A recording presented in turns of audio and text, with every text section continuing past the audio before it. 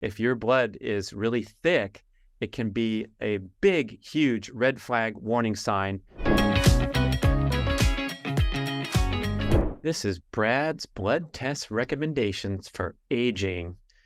Badass males who want to age gracefully. Yeah, I write these long emails to my friends about blood tests, whatever. And then I think, I should share this and turn this into a breather show. So here it is. I put some notes together, and I think this is going to be a nice recommendation for those interested in peak performance, not just disease screening through mainstream medicine, but going a little bit of the extra mile. It's so popular now, all these resource laboratories where you can do some customized testing and get some consulting, get some online interaction to determine some recommendations. A lot of it is on the cheesy category, where you go and perform an expensive test and then you get this fancy report that says, try to eat more vegetables and whole grains and get some exercise and make sure you do interval training and make sure you do this and you do that. And it's kind of like they're reaching at straws to try to give you some quote unquote customized recommendations, but it's not really that customized. And some of the expertise is pulled from flawed and dated health recommendations. So I'm not terribly impressed with what's going on, except for those consulting outfits like Merrick Health and Inside Tracker, where you're actually getting some expertise when you purchase the tests, and people can help walk you through it and make some custom recommendations for supplements and things like that. So as far as getting your blood tests, hopefully those of you listening who are advancing through the age groups have some form of regular interactions with the medical community and are getting test results and looking through for factors. But generally speaking, they don't go very far with your typical annual blood screening, and you got to kind of dig in and go deeper and request some extra tests. And fortunately, these days, you don't have to navigate through the medical mainstream quagmire. You can go online and order your own blood tests. Just go and you pay a reasonable fee, far less than the insurance quotes for these blood tests. And then you put in your zip code, you go to a local blood lab, at least I'm talking about United States here, and you can get your blood drawn. And then a few days later, you get a PDF with all the values in the reports. Then if you see something that's a red flag or that concerns you, perhaps you could reach out in the opposite direction, where you reach out to your physician and say, hey, I'm having fun doing my own blood tests a lot, and I want to talk to you about something and make an appointment, rather than waiting for them to test you, perhaps in a manner that's not as comprehensive. So I'm going to give you some suggestions for advanced blood tests. You can share these with your physician if you want and ask for more stuff on the chart, but also some recommendations from the leading experts in progressive health scene, ancestral health scene, that I follow and respect tremendously, and have a lot of value and research and validation behind their work, and how they're looking at a different story than perhaps your average physician who's going over your blood results with you and saying things like, well, your good cholesterol's this and your bad cholesterol's that. And if your physician says such a quote, you're talking about someone who's 40 to 50 years behind the emerging research about cholesterol being a very poor marker in isolation for heart disease risk. In fact, a UCLA meta-study, a meta-study is an intensive study of hundreds of other studies. So when you hear the term meta-study, it comes with a lot of credibility, because they're looking at the hard work of many, many people. Maybe if a small portion of those studies are flawed, it's not going to affect the conclusions or the observations found in a meta-study. So a meta-study from UCLA that was brought to my attention by Dr. Ron Sinha, host of the Meta Health podcast, found that 80% of heart attack victims had LDL cholesterol levels that were considered, quote, normal. Now, a lot of those people had an artificially suppressed LDL level through the use of statins, but the takeaway is very important to realize that there is no clean, skate free from heart disease risk factors if you have shitty lifestyle habits, pop a pill and get your cholesterol, your LDL down under blank, blank, whatever the recommendation is. So we have to go much deeper here. And I'm going to mention these experts that I follow who have all come to mention a similar new and evolved and more refined screening values that they favor. And one of them is triglycerides to HDL ratio. Triglycerides to HDL ratio. Dr. Cate Shanahan has said this is the single best marker for heart disease risk. Dr. Sinha has said the same thing, that he prefers triglycerides to HDL ratio as the best marker for heart disease risk. Dr. Peter Attia goes even deeper. His tremendously detailed content, especially with one of the acknowledged cholesterol experts, Dr. Thomas Dayspring. I think there's 2 6-hour shows, or a total of 12 hours of commentary on the topic of cholesterol and heart disease and a lot of the misconceptions and misinformation. He has also mentioned the importance of triglycerides to HDL ratio, as has Dr. Paul Saladino. And so we're talking about people that are making this their life's work. If they happen to be in conflict or not lined up with your family physician, it's important to dig deeper, ask more questions, and perhaps recommend some books. Who knows, to get on board here. But triglycerides to HDL. Triglycerides, the amount of fat circulating in your blood. And you've probably heard how important this is. I don't think that's disputed by anyone, that we really want to see the general recommendation is to get triglycerides under 150. If you have high triglycerides, it's an indication that your liver is overstressed, you're producing too much insulin, it's not working well, you're developing insulin resistance, and you are headed down the road to heart disease, elevated heart disease risk factor due to those high triglycerides. Dr. Sinha wants to see people under 100. So forget the 150, because look, we're talking about the fattest, sickest, most diseased population in the history of humanity, where heart disease has become an epidemic annual killer. And so we do not want to be normal. If you're listening to this show, you want to be superior. So triglycerides under 100. Now we have HDL, where we desperately want to be HDL above 40, and ideally over 60 would be going into the really thumbs up category. So now you can see where these two are meeting. So if you go to the blood lab and you deliver a result like triglycerides 78 and HDL 78, that 1-to-1 ratio is considered ideal. In contrast, it is desperately recommended that you get your ratio better than 3.5 to 1. That is an urgent recommendation. So if your HDL is 50, let's say, we want to be 175 to 50 as a 3.5 to 1 for a quick example. You desperately want to improve that ratio, getting down near 1-to-1 or even better. My last blood result, I think the HDL was up in the 70s and the triglycerides were in the 40s or 50s. So that is better than 1-to-1. Somewhere around 1-to-1 is outstanding. And if you're looking good with that ratio, the experts are in agreement that your heart disease risk factor is minimized, even if you have an elevated LDL number, which could be from a variety of reasons. And one of them is that you have a large amount of large fluffy LDL, it's called, as opposed to small dense LDL. So there's different types of LDL with different particle sizes. Small dense LDL are the potentially problematic molecules that have the opportunity to lodge on the walls of your arteries and get started with the oxidation and inflammation process that causes heart disease that we're familiar with, getting the plaque forming on your arteries. So small dense LDL is the one that we want to be concerned about, where large fluffy LDL is generally harmless. And if you know a little about HDL, the widely touted good cholesterol, it's also nicknamed nature's garbage trucks because it has the ability to scavenge the bloodstream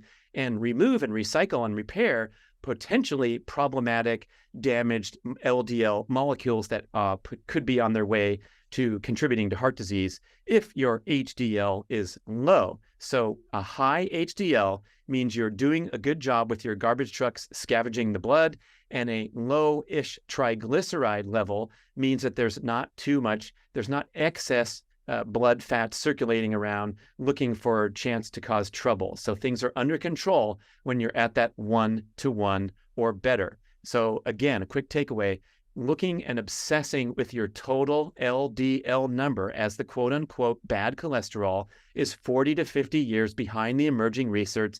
It's oversimplified, it's taken from flawed and often manipulated science, and it's time to wake up and listen to what the experts are doing. And remember, Brad Kearns is not a cholesterol expert. I'm just someone who listens to a lot of these experts, has the privilege of engaging with them for a long conversation. You can go back and listen to our conversations and many other fantastic content.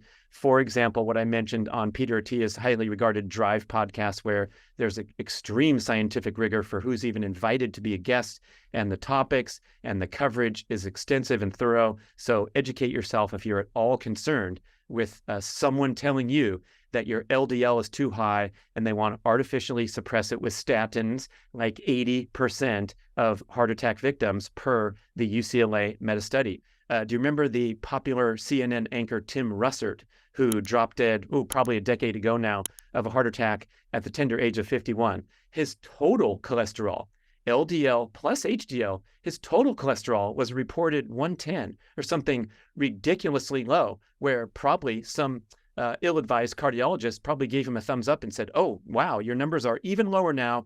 You're looking good with a total cholesterol of 110. Unfortunately, that was very likely to be an insufficient HDL. Remember, you desperately want to get your HDL above 40 and your triglycerides below 100. And then what minimal LDL that he had in his bloodstream, or a lot of heart attack victims apparently, is potentially causing problems due to a state of oxidation and inflammation driven by adverse lifestyle practices. And we talk extensively about this in one of the early chapters of the Primal Blueprint. So it's a nice way to get a general layperson's understanding view of the cholesterol dilemma and the cholesterol misunderstandings.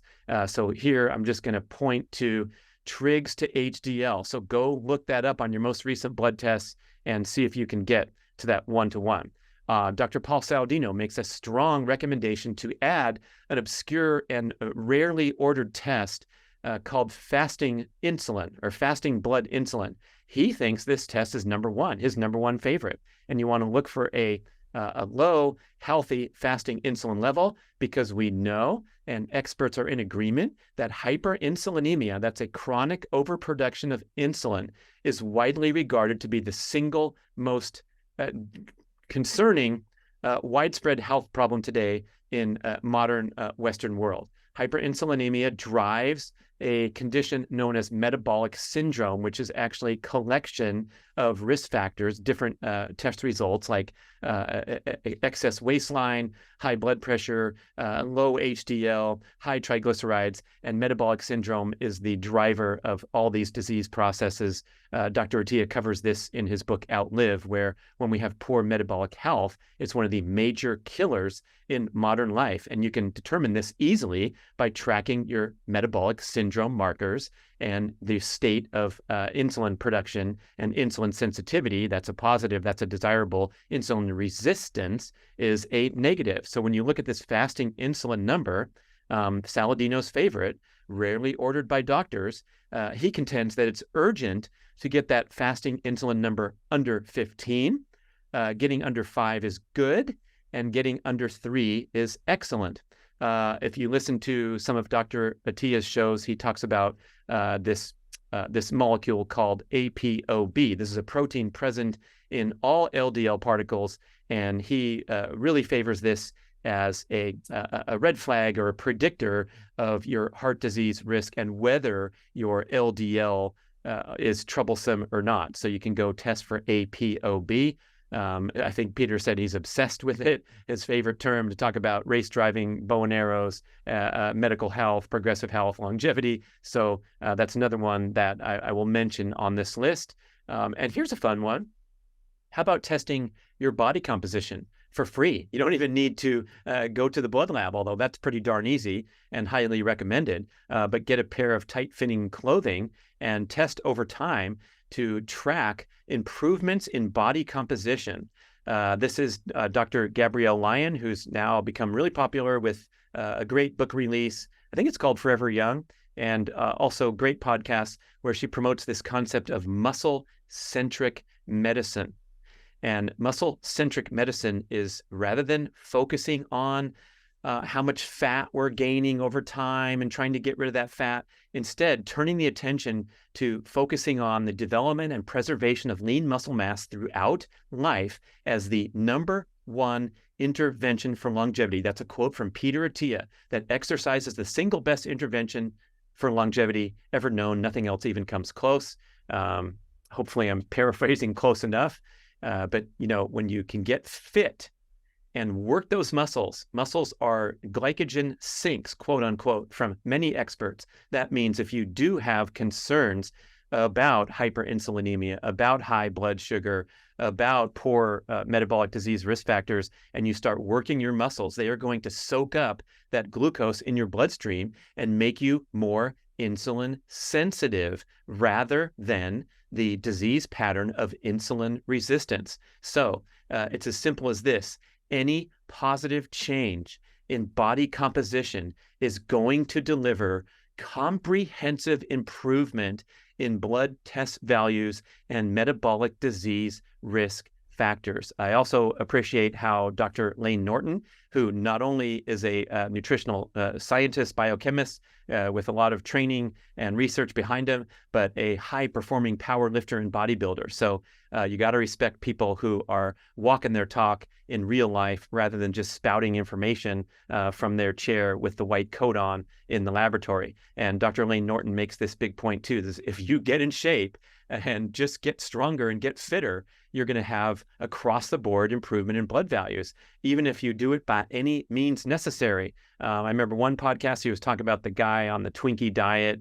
There's a famous internet lark where someone succeeded in losing 20 pounds over 6 weeks or something by calculating their calorie burn and eating a sufficient number of Twinkies to create a deficit every day and get excess fat off their body. And all their blood work was improved. Of course, this is a short-term, ridiculous strategy, but it does illustrate an important point, that if somehow you can clean up your diet and eat more nutritious foods and eliminate the processed foods that interfere with metabolic function and fat burning, and get out there and burn some energy doing an appropriately conducted workout pattern, you're going to improve your blood work.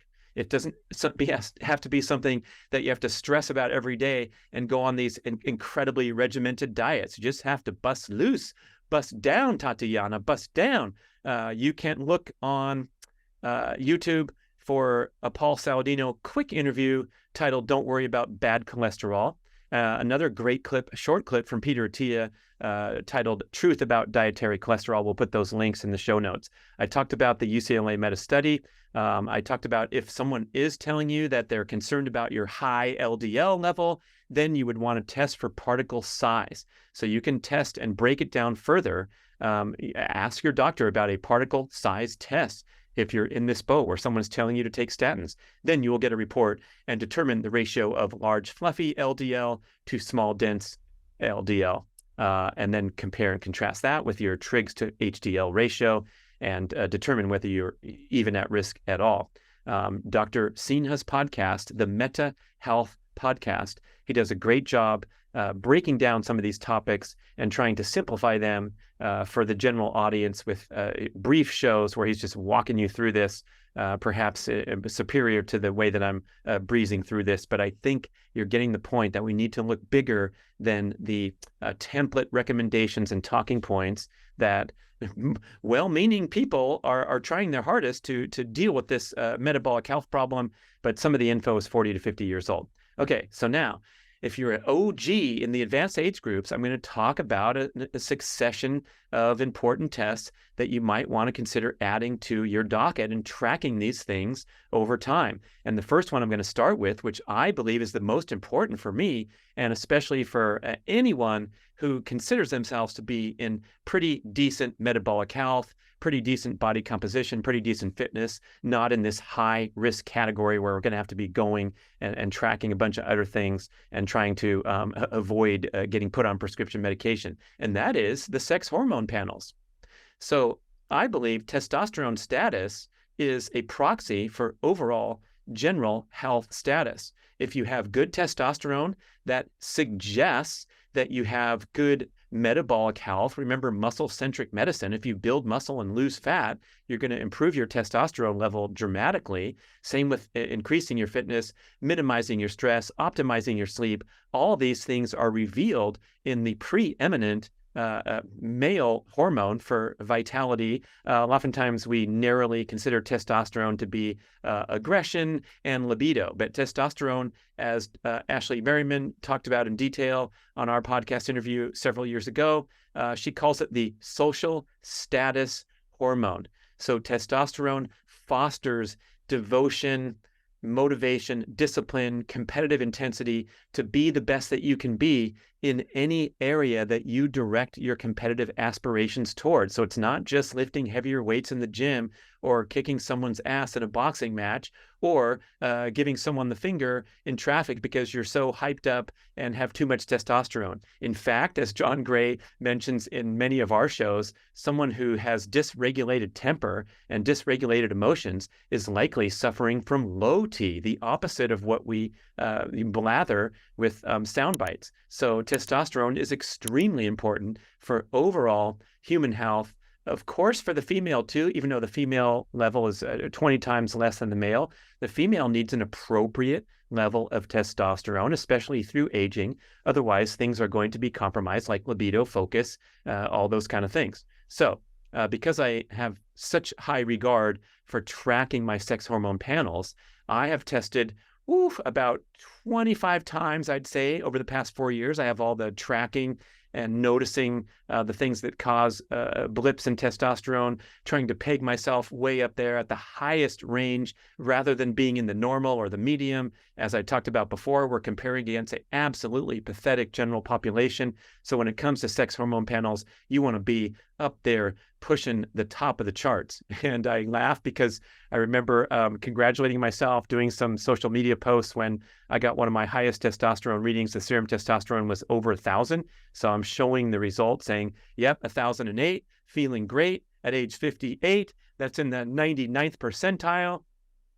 Clap on the back, another pat on the back, and then realizing that anything below, let's say, the 85th to 90th or whatever percentile is pretty much pathetic because the comparison is so disastrous. As I track these test results, the range in serum T has been quite significant over the tests, and all the way down to, I think my lowest was 563. So my testosterone has ranged from 563 to 1,008. I'd say the average or the median's probably 750 to 800, right? But it bounces around a lot. And I contend that the main variable for me personally is the stress load of my training. So if I'm tiptoeing into the direction of overtraining, I will see that dip in testosterone of 100 or 200 or 300 points, and then know how to bring it back up nicely with that nutrient-dense diet, that sensible training, and especially optimizing, prioritizing my sleep. So when I say that I've tested 25 times over the past 4 years, what I'm doing is going online. One of my favorite resources is ultralabtest.com, where you just go and cash pay for a male hormone panel, and they're testing serum testosterone. That's the total that we hear the numbers bantered about frequently, but also important to test for free testosterone. That's the amount of testosterone that is circulating and available to act upon target organs. So there are rare occasions where you can have a healthy or a high serum testosterone, but it's not being used optimally, as evidenced by a low free testosterone reading. Now, you might hear some people making a quick comment like, free testosterone is the important one because that's the one that's free and acting, and so focus on that. But it's not that simple, because there are certain variables where you really want to evaluate both of them. And perhaps, as Dr. Tommy Wood told me a long time ago, perhaps prioritize your serum testosterone readings rather than your free T. For one, free T is measured in pictograms. Ooh, let's Google that. Is it a millionth of a gram or something like that? It's an incredibly small amount. So it's a very difficult test to read and has potential margin of error because we're talking about such nuance. I've noticed my free T vary wildly as well. At certain times, I contend again to overtraining. This was years ago where I didn't have myself dialed and I was engaging still in endurance training. I had some really low free T where I had to turn things around, and in a short time, I bumped up to the high end of the normal range rather than outside of the normal range a couple times due to that exhausting nature and that hormone suppressing nature of endurance training. So we want to look at free T for sure, but we don't want to obsess on it to the exception of serum T. And we also want to look at this number called sex hormone binding globulin. And that indicates kind of how much free T, how much testosterone is being carried, is being bound by sex hormone binding globulin. Now, some people will say that if you can lower your SHBG, you will raise your free T, and that's a good thing. But there's also confusing or potentially confusing research that people with low sex hormone binding globulin are unhealthy and weak and emaciated elderly people. So we don't want to obsess that lower SHBG is always better, and that'll always contribute to a boost in free T. We want to also have a healthy level of sex hormone binding globulin. And in my case, because some of my serum numbers are so high, I also reveal a high sex hormone binding globulin level, as well as a healthy free T level. So I'm not at all worried about having what is called high, even outside of the normal range of sex hormone binding globulin. My body's just doing its work to make a lot of testosterone in the Leydig cells of the testes, release it into the bloodstream with a nice high serum level, showing that I am delaying the aging process and using what's appropriate and necessary by having some circulating free T. So don't get pigeonholed into black and white thinking when it comes to these big three important readings to track: serum testosterone or total testosterone, free testosterone, and sex hormone binding globulin. And now we'll take a breath, take a drink of water, and go down to talk about a bunch more important blood tests. Next, I want to discuss vitamin D. This is a critically important hormone. That's right, it's not a vitamin, it's actually technically considered a hormone. And it's really important for hormone manufacturing, including the sex hormones. And it's also important for cancer protection because it controls or it influences this important gene called P53, which is nicknamed the spell checker gene, because this gene goes through and makes sure that cell division happens appropriately and tries to control against unregulated or inappropriate cell division, which is another term for cancer cells growing in your body. So you want to have a healthy vitamin D status for cancer prevention, especially the reproductive cancers. And there are stats showing that people of African American descent, due to their darker skin and more difficulty making vitamin D from the sunlight, which is the main source of vitamin D, have extremely increased risk of reproductive cancers, both male and female. So vitamin D is a huge thing. And unfortunately, it contrasts with this widespread fear of the sun today that is driven by perhaps the dermatology community or the sunscreen making community, where we are obsessed with covering up every morsel of our skin in the hopes that we won't contract skin cancer. These risks are overblown, according to many vitamin D experts. Dr. Michael Holick, author of the Vitamin D Solution, Dr. Mercola, his popular website, talks about this a lot, how the form of cancer that's the most, skin cancer that's the most dangerous is melanoma. Melanoma is often fatal. It's a real deal, where carcinoma is the stuff that they scrape off or burn off. Basal cell carcinoma, a popular one, a common one. And this kind of stuff is vastly less concerning to your mortality than the very serious melanoma. And one of the highest risk factors for melanoma is low vitamin D levels. Also interesting to note that most melanomas occur in areas where the sun don't shine, as opposed to the carcinomas that occur on the back of your hand, on your nose, on your ears, on the places that get too much sun exposure. So to piece this together and try not to piss off dermatologists, I'm going to recommend that you obtain sufficient sun exposure to maintain a slight tan. And you never, ever, ever want to burn. A single burn incident in your teenage years is enough to significantly increase your risk of melanoma in the ensuing decades. So burning, very, very, very bad deal. Do whatever you can to avoid burning. Most priority is to cover up with clothing, vastly superior to many sunscreens that contain toxic chemicals in there. Saladino's done some good shows on this, but for sure, don't overexpose.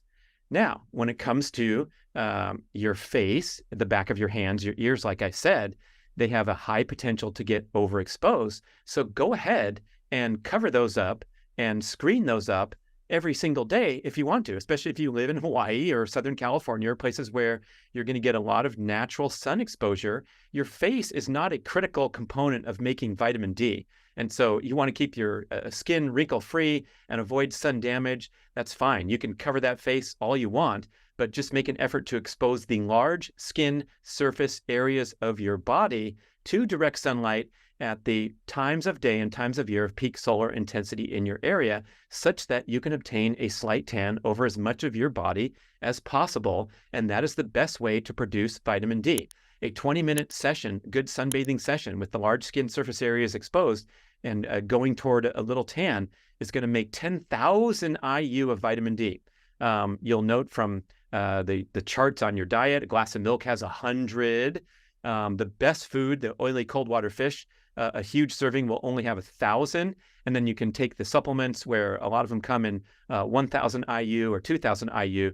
But sun exposure is by far the best way to obtain healthy vitamin D status. Now, here's the other kicker with the vitamin D controversy as detailed in Dr. Holick's book. I believe he was in charge of the dermatology division at Harvard, and he was kicked out because his views were so controversial and so counter to mainstream. But, you know, this is a guy who spent his life's work promoting the importance of vitamin D status. If you go to the blood test now, to mainstream medicine and look at your number, I believe it is the number 30 nanograms per milliliter is saying that you are normal. So anything above 30 is quote unquote normal. However, as Dr. Holick details, Chris Kresser does a lot of good content on this about vitamin D status. Dr. Phil Maffetone also advocates for a much higher vitamin D level to be considered healthy or optimal. So these guys want you over 50. Dr. Maffetone said he wanted to see me over 75 when I proudly reported my 55 vitamin D. So getting that vitamin D up there is super important for cancer protection. And I want to weigh that carefully against a widespread and irrational fear of all sun in the name of protecting yourself from cancer. Carcinoma, yeah, don't get it. Cover your face. Buy one of those nice safari hats. Wear long sleeves if you're going to be out in the sun for a long time. But take that opportunity for the first 15 or 20 minutes at the beach to get that tan going, then cover up. Okay, that's enough about vitamin D, but you want to strive for 50 and perhaps up to 80 for ideal status to prevent cancer. Now here's some blood oxygen tests that are super important. Hemoglobin, hematocrit, iron, and what you're looking at is blood viscosity. You might be familiar with hematocrit if you're an athlete, because this is what the endurance athletes dope to increase. That's the percentage of red blood cells circulating in your bloodstream.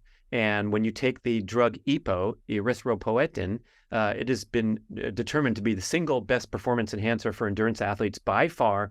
It came into being in the 90s. First, a bunch of cyclists died because their blood got too thick. They didn't know how to use the drug. And now, even today, it represents kind of a, it's transcended the sport, the endurance sports, to the extent that if there's someone getting an advantage through EPO, it's gonna ruin the level playing field, because it's been confirmed that the advantage is at least 6%. at least a 6% advantage in your endurance performance. So let's calculate that on a 2-hour marathon, 120 minutes. 5% is 6 minutes. So you're saving 6 minutes if you're a world-class marathoner. That's the difference between gold medal and 17th. So it's a massive, massive difference. That's why everyone in the Tour de France was doped off their ass for a good part of 2 decades before they made perfunctory attempts to clean up, and hopefully are doing better today. But it's a game changer for endurance athletes to get that hematocrit higher than normal, which might be considered for a male 42 to 45, a female a little lower, maybe 38 to 42 would be the normal range for hematocrit, percentage of red blood cells. So that's an interesting side note. But when you're looking at your blood viscosity as an average person, there are some concerns now, which were explained wonderfully in detail by Mike Mutzel at his High Intensity Health YouTube channel, which is a fantastic resource for really rigorous scientific presentation of recent studies and health and peak performance tips. Mike himself was a competitive cyclist. He's been on my show for a great conversation. So check him out on this topic. We'll put the link to the video that he made on the subject of blood viscosity. But the deal is, if your blood is really thick, it can be a big, huge red flag warning sign for poor health and elevated disease risk factors. So the endurance athletes are getting their blood thicker, more red blood cells, and they're going faster on the race course. But for the average person to get up there with a hematocrit up to around 50 rather than the normal for males 42 to 45, it could be big trouble. And the recommendation is to immediately go give blood. Same with high iron is a strong indicator of adverse health consequences and elevated disease risk factors. So anything outside of the normal with hemoglobin, hematocrit, iron, and if there's a blood viscosity reading or something described as that, we want to be careful there and not make my initial flawed interpretation when I was looking at my friend's blood test and his hematocrit was 50, was like, wow, you're like a Tour de France athlete. Naturally, that's amazing. But I didn't realize the adverse impact of having high blood viscosity. Mike Mutzel's report on the subject, he says 8 of his 10 male clients show markers of high blood viscosity. That would be a high hematocrit going up in the high 40s or 50, whatever. And he contends and cites research that this is worse than high cholesterol. Donate blood immediately and regularly if you fall into the high range. Okay, so that's about blood viscosity. We got the sex hormone panels, we got the vitamin D. Now, of course, we're going to be looking at fasting glucose and HB A1C levels. Hemoglobin A1C, also written as HB A1C, is a reading of your average glucose levels over time. So they're trying to predict what your blood sugar's been like for the previous 6 weeks and throw up a guess that your blood glucose has been in the 120s if you have an HbA1c over the danger zone of 6.0 or 5.5. A lot of physicians like to see it 5.5 or below. So hand in hand, you're looking at fasting glucose and HbA1c for a bigger picture. But now, fortunately, with the wonderful advancements in technology, we can do much, much better than the guess of HbA1c and then the snapshot single moment in time for that fasting blood glucose test that you did when you showed up at the doctor's office. And that is through the use of a continuous glucose monitor, such as offered by the great company NutriSense, where not only they send you the technology and you put the little patch on your arm and zap it with your smartphone and get a 24/7 reading of blood glucose as long as you zap it every 8 hours or so. And there's beautiful charts and averages and calculations for your standard deviations and all these important things. And you also get expert support on their chat. So the very well-trained dietitian can give you some perspective about why your blood glucose spiked up to 170 at your workout and then came down to 98 and then back up to 142 when you sat down for a meal, and whether that's something to be concerned about or not. And I'm loving to see the popularity of NutriSense and Levels. That's another company that does the same thing. Dr. Casey Means, one of the principals, was on my podcast. But there's also a lot of misinterpretation of people who are jumping in here, the biohacker types, getting that zapper on their arm, and then thinking that the goal is a flat line of glucose at 100 all day long, 24/7. And it's nothing of the sort. We're looking at a much more nuanced and complex view of healthy blood glucose. So one of them is a reasonable fasting level, obviously, and you've often heard of the benchmark of 100 or below to indicate healthy fasting glucose. We also want to look at tight glucose regulation. So when it does spike in response to a workout, an argument, or a meal, it will spike back down. It will drop back down to near your baseline level, and that your baseline is in a tight range. And overall, your blood glucose is tightly regulated such that your standard deviation is low. So when it does spike, for example, at a meal, we want to see a spike no higher than 140 and then back to 100 quickly within 2 hours, rather than having it spike sky high in a meal, having it stay high and then stair step down over 3 hours or 4 hours.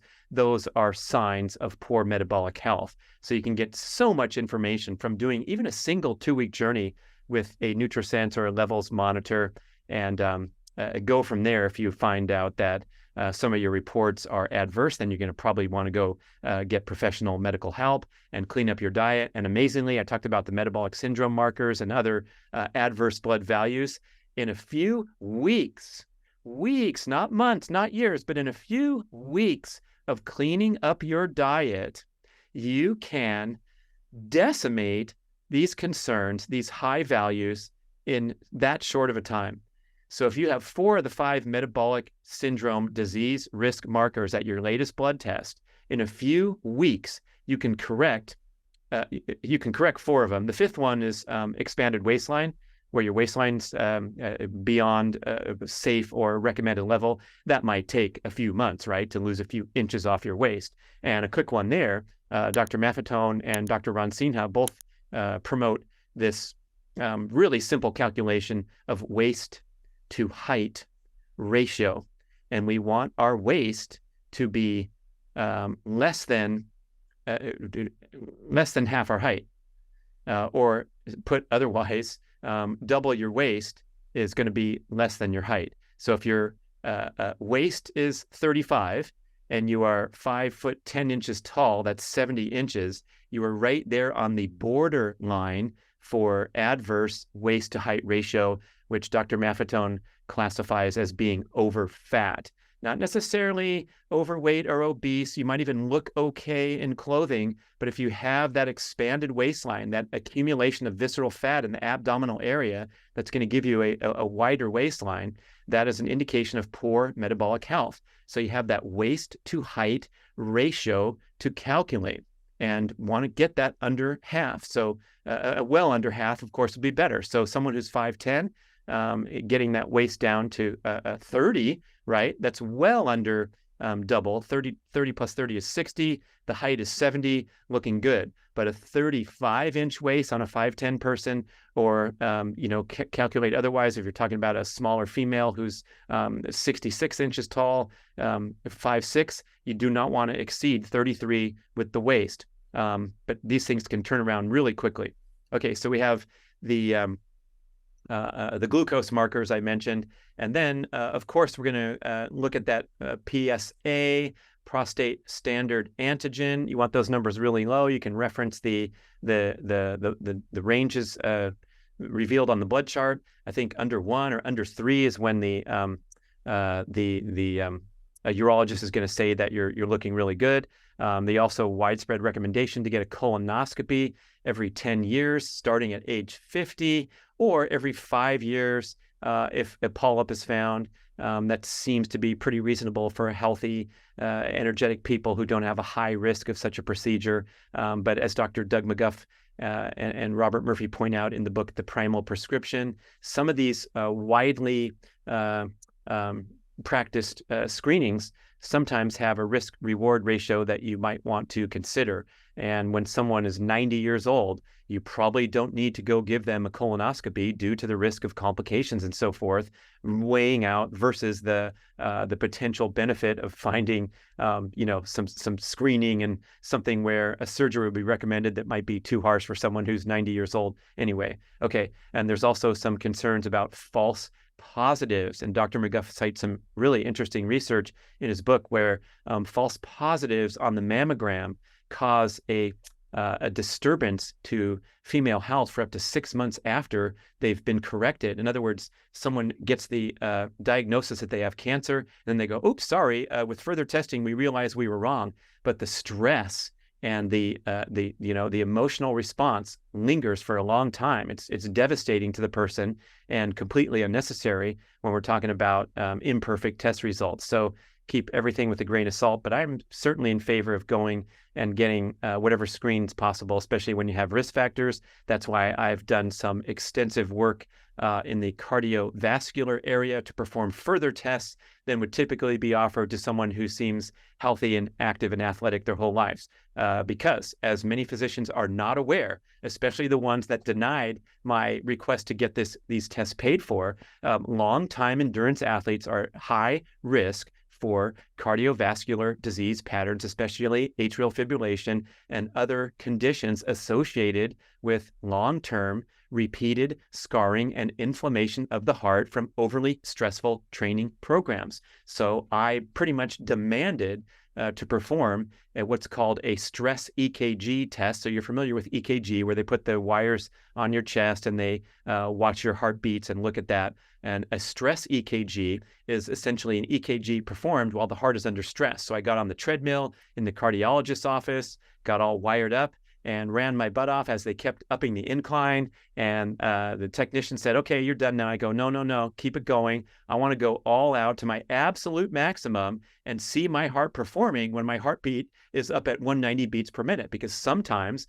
a healthy looking heart at rest can respond in a quirky manner when you're performing a stress EKG test, especially for an athlete, and then you want to go and perform other tests. And another recommended test, especially for people in the high-risk category for heart disease, and surprisingly so, that means the six-pack, super fit, healthy guys that have been going for years and years, slamming that heart. Another recommended test is the coronary artery calcium scan, also known as a calcium scan, also known as an Agatsiz scan, named after Arthur Agatsiz, who invented the scoreboard and also wrote the South Beach Diet. Pretty funny. But I went looking for this test, and I had an extremely hard time navigating mainstream medical world. No one would approve it. I didn't even know where to get it. I had to make several calls around town and finally found a place called a Heart Center where they did this advanced imaging. I had to pay cash. It was $300, go in there and lay in the tube like you're familiar with for the CAT scan and get my internal arteries and heart scanned for calcium deposits. And you're going for a low score, which means a low accumulation of calcium plaque on the walls of the arteries. But interestingly so, if you're a high-performing, long-time endurance athlete and you get an elevated score, it's probably, if you're still healthy, it's likely that the plaque has calcified and it's not an immediate danger. And what you want to do for the rest of your life is just screen more frequently and try to keep that number at bay. So if you go in there and your score is 400 or 300 or something that's potentially concerning, what your goal is from that point on, because you're not going to reverse it, you're going to try to keep it at 300 or 310 5 years later and 320 10 years later, that kind of thing. Okay, that's the coronary artery calcium scan. That's definitely an optional add-on for high-performing, long-time endurance athletes that might have some concerns. Same with the stress EKG test. Now, blood pressure, simple one. You can go buy your own blood pressure machine on Amazon right now. This is a really good window to the state of health in the cardiovascular system, and hypertension, anything over 120/80 on either side of the systolic and the diastolic. So if one of those numbers is high or both, you are talking about an overly stressed, suboptimal functioning of the cardiovascular system. High blood pressure increases the risk of heart attacks, strokes, aneurysms, kidney failure, and the cause, of course, they're widespread. We hear about smoking. We hear about diet high in processed foods. We hear about lack of activity. Excess activity can also be a risk factor. The seed oils and the insulin resistance drivers can also affect the cardiovascular function as well. So something to track regularly. You might have heard of white lab coat syndrome, where someone who goes in for a checkup all of a sudden shows high blood pressure, and it's simply because they're nervous at the doctor's office. And that's when you want to get your own unit and perhaps test yourself 5 times a day for the next few weeks and see what really your cardiovascular system is doing in general routine everyday life. Now, just to summarize, you want to get, of course, the complete blood count and the normal routine panels that come from a blood test. And I would also say pretty much mandatory for any aging peak performer is to track those sex hormones frequently, more frequently than anything else, really, and for the rest of your life, because that's your vitality. And then we can do a whole nother show on the topic, the very popular topic now of testosterone replacement, hormone replacement therapy, when it comes that time, when you're doing everything you can and checking all the boxes with your lifestyle, your sleep, your diet, your exercise, and you're seeing this adverse decline in sex hormone panels, then you can consider the possibility of a really closely supervised and highly expert dispensed testosterone replacement therapy. I've talked about this topic on other interviews and B.rad shows, and my staunch philosophy right now is I want to live as clean and undisturbed lifestyle as possible. So I try to stay away from any and all prescription drugs and even things like non-steroidal anti-inflammatories unless I absolutely need them.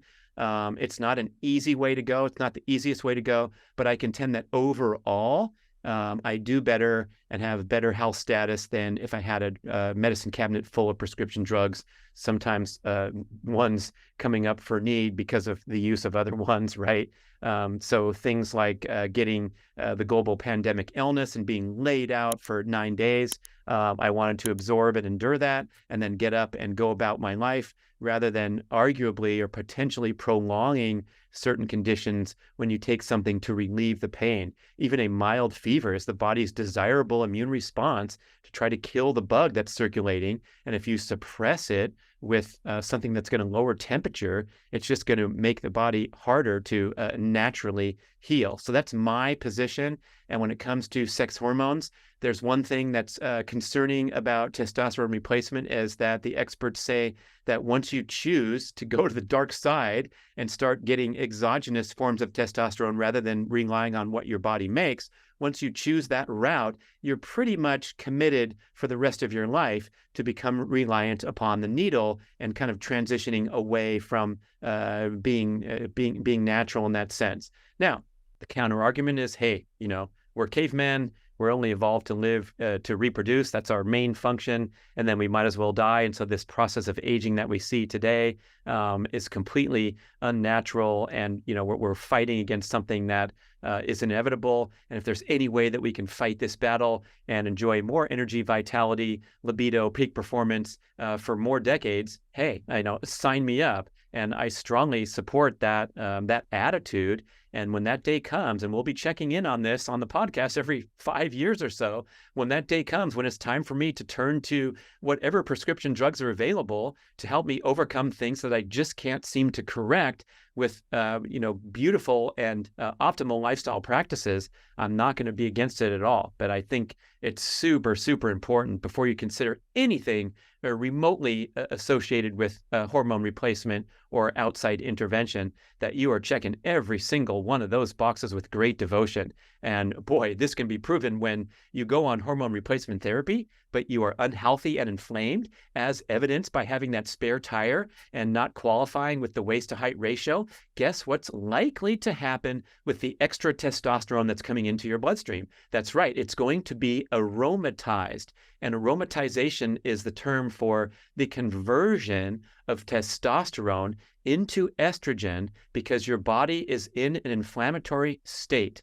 So those who stand to benefit from testosterone replacement therapy are dudes who are already in pretty good physical condition and just want to get a little performance edge. And you've heard Mark Sisson and I talk about his, he's a big fan of hormone replacement. He's been doing so for about 10 years. Mark Bell has been on the juice for about 20 years. And if you listen to Power Project podcasts, the topic will come up frequently where he says, hey man, I think steroids are awesome. He's talking about Liver King or whatever hot topic of the day. And he's pretty open and honest about it. It works for him. He's an incredible athlete.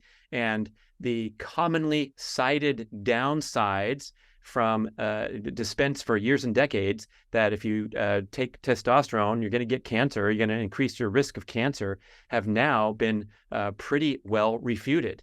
It is true that if you are baking cancer already, so if you're someone that already has prostate cancer diagnosed, that taking testosterone might possibly increase the rate of growth of cancer cells because you're taking growth factors into your bloodstream. Same with growth hormone, right?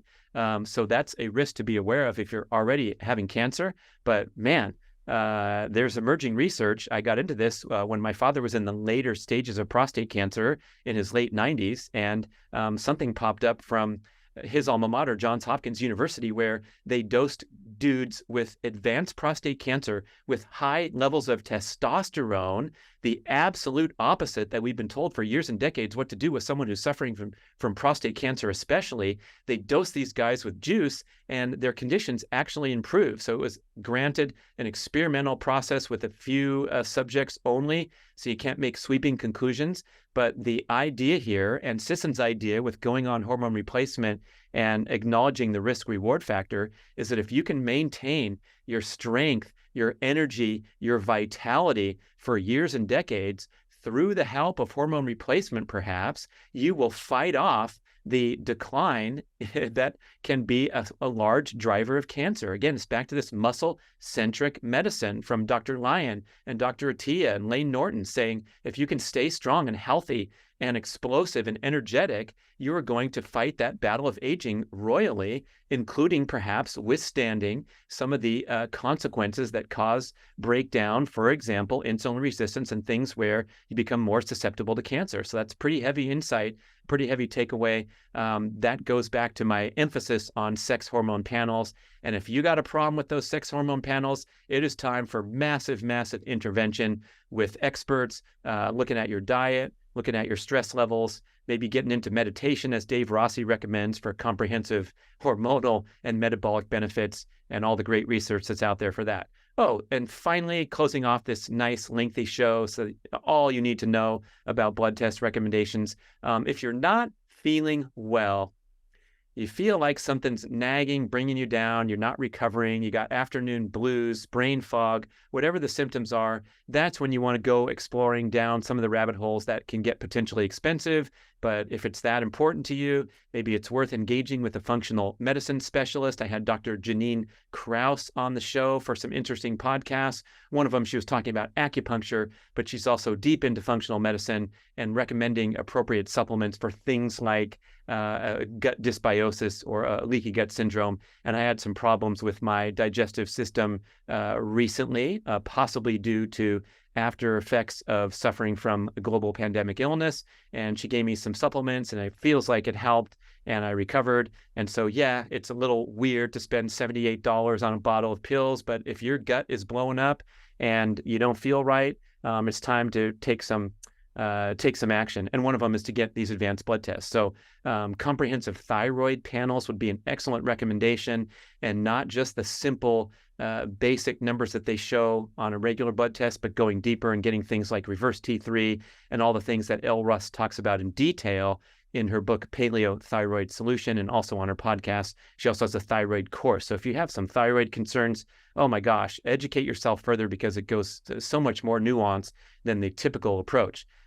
You can also test for inflammatory markers, which might be the sign of acute illness. Things like HSCRP, that's high sensitivity C-reactive protein. There's another one called creatine phosphokinase, CPK, homocysteine, interleukin 6, and LP2A. So these weird numbers, weird titles that you can write down. You go in there and something looks off. That's an indication of something disturbing your natural, healthy, inflammatory balance. And that is a bad deal. I know an elite national caliber collegiate Division I athlete, and he had a rough season. He was exhausted, probably from an incredible high school career as an MVP in 2 sports, and then traveling around and competing at the highest level. And he had an elevated HSCRP, which was a window into something that was dysregulated with his body and his metabolic function, to where he had to miss a season and try to get healthy. And I don't even know if they finally identified what was wrong with this incredibly high-performing athlete, but he just needed a lot of rest. And that high HSCRP number, which should be, is it under 1 or under 3 or something low? And his was 28 or 48 or something ridiculous. So it's worth performing these tests if you're feeling lousy, and then it's time to zero in and address the problem. There's a whole bunch of other ones written down in our book, The Primal Blueprint 90-Day Journal, things like DHT, LH, FSH. Those are the luteinizing hormone, follicle stimulating hormone, estradiol, also known as E2, DHEA, which is a precursor to sex hormone production. So you want to track that DHEA. And perhaps take it as a supplement in small amounts. If your DHEA is low, it might give you a boost in sex hormone production. Insulin-like growth factor 1 is something that can be tracked as well. And, really, I think going toward functional medicine and an expert when you're talking about these advanced blood tests and whether they're relevant or have value to you would be the best way to go. But to summarize this whole show, triglycerides to HDL, vastly superior marker of metabolic and heart disease risk factors than the obsession with LDL, which is decades old now. Fasting insulin per Saladino, APOB per Peter Attia, tracking your body composition per Dr. Gabrielle Lyon and Dr. Layne Norton. Simple. How can you get more simple than that?